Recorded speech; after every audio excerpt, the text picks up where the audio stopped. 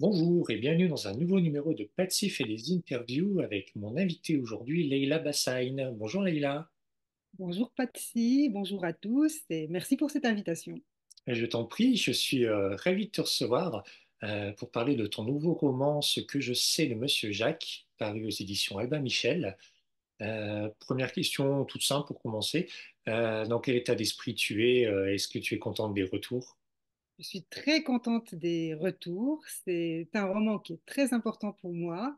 Je ne savais pas de quelle manière est-ce que voilà il allait être reçu et je suis vraiment ravie de voir tous ces retours, que ce soit de la part des journalistes, donc des critiques de presse, ou de la part des lecteurs qui m'écrivent parfois des petits mots pour me dire ce qu'ils en ont pensé. Donc je suis vraiment ravie. Un livre important et un livre fort. Le thème caché est la pédocriminalité. Comment t'es venue cette idée de départ? En fait, c'est un roman que j'ai toujours voulu raconter. C'est une histoire que j'ai toujours voulu raconter. Au départ, j'avais écrit une nouvelle il y a un peu plus de 10 ans qui racontait à peu près cette histoire-là, mais du point de vue d'un des garçons qui montait chez Monsieur Jacques. Hmm. Euh, et après, voilà, je me suis rendu compte que ça sonnait un peu faux et que le mieux, c'était de rester quand même à ma place, à savoir, même si j'ai recours à la fiction, raconter l'histoire du point de vue d'une jeune fille qui vit à Marrakech dans les années 90 et dont l'environnement, en tout cas social et scolaire, ressemble un peu à ce que j'ai pu connaître ou observer. Et donc, j'ai nourri au fait ce roman de l'ambiance au fait de la ville de mon adolescence, avec ce thème effectivement central qui est celui des dominations, des violences faites aux enfants et en particulier des violences sexuelles qui peuvent s'exercer sur eux. C'est un livre que tu voulais écrire avant ceux qui sont déjà sortis. C'était quoi? Il te manquait quelque chose pour aller au bout de celui-ci? Oui, en toute honnêteté, je pense que, il manquait de la D'accord. force d'une part personnelle, et émotionnellement, voilà, il faut être fort quand même pour s'attaquer à ce genre de sujet. Oui. Et puis, il manquait aussi de la force littéraire, je pense. Il manquait de l'expérience littéraire parce que j'avais vraiment un niveau d'exigence quand même très élevé avec moi-même en écrivant ce roman, je pense. Parce que ce que je ne voulais pas, c'est que le thème qui traverse cette histoire euh, viennent un peu faire oublier la dimension littéraire, c'est-à-dire l'écriture, le travail sur la langue, euh, la charge poétique du roman. Je voulais vraiment faire un travail littéraire qui soit à la hauteur de la puissance aussi de l'histoire que je raconte. Pour raconter un petit peu, l'histoire se passe beaucoup derrière une porte. C'est la petite Lula qui regarde par le Judas un peu ce qui se passe dans son immeuble. C'est le point de vue qui m'a intéressée parce que c'est le point de vue qui sonnait juste.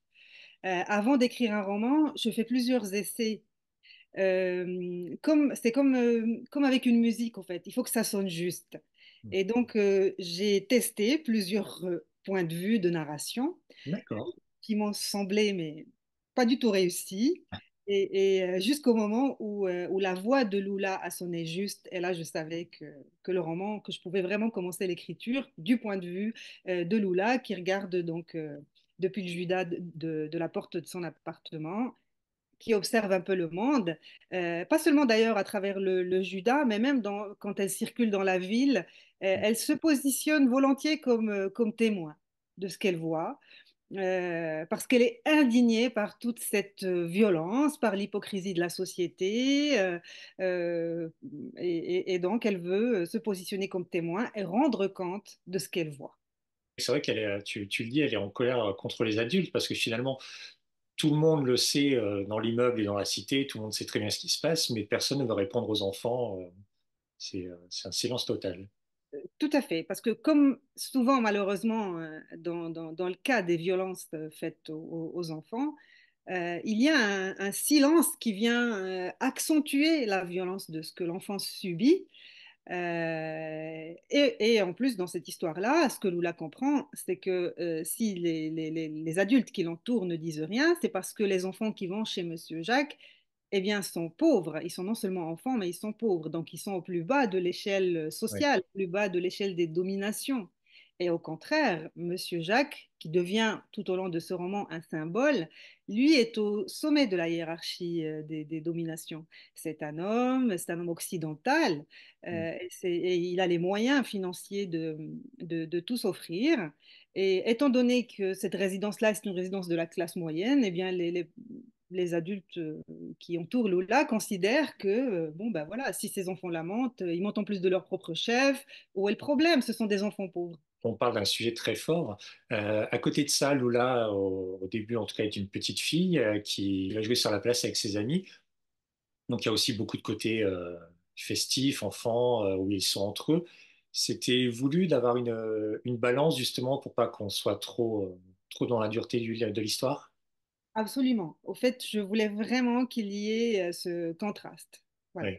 Et non seulement un contraste qui soit artificiel, mais je voulais vraiment que ça corresponde à la réalité de l'adolescence. Les adolescents, même quand ils vivent des choses dures, il me semble souvent qu'ils arrivent à préserver leur innocence, leur joie de vivre, et en particulier, en tout cas dans cette histoire, dans cette ville qui est une ville très festive, c'est une ville touristique où il y a beaucoup de choses dont on peut s'émerveiller, il y a beaucoup de beauté. Il y a aussi des histoires d'amitié très fortes que Lula arrive à nouer, des histoires d'amour aussi. Et donc, il faut toujours aussi que la vie triomphe et que la vie ait le dernier mot. D'autant que l'histoire est racontée par cette adolescente qui, oui, c'est une façon aussi, comme je disais, c'est comme un dernier recours. C'est-à-dire, je voulais que les adolescents, que les enfants aient le dernier mot. Celui-ci est sorti, il a un très bon accueil. Tu es déjà sur un autre projet? Oui, au fait, voilà, comme je le disais, effectivement, quand le roman paraît, en général, j'ai déjà commencé à réfléchir au suivant. Comme tout ça prend beaucoup de temps aussi, Mm. parce qu'il y a un temps de rêverie qui est nécessaire avant de passer à l'écriture, un temps de recherche, d'autant que le prochain se passera, bon, sans trop en dire non plus, dans une période où, enfin, voilà, où moi, j'étais pas encore née. Et D'accord. donc, il faut faire beaucoup de recherches et c'est ce que je suis en train de faire. Faire aussi des essais, tester différents points de vue de narration, etc. Donc, j'en suis là. D'accord. Bah, écoute, on attendra ça avec plaisir. Merci, Patsy. Je t'en prie. Et puis, en attendant, bah voilà, concentrez-vous sur ce que je sais de Monsieur Jacques, de Leila Bassagne, paru chez Albin Michel. J'espère qu'on vous aura donné envie de le lire et de le découvrir. Merci beaucoup encore à toi, Leila, d'avoir accepté ce petit entretien.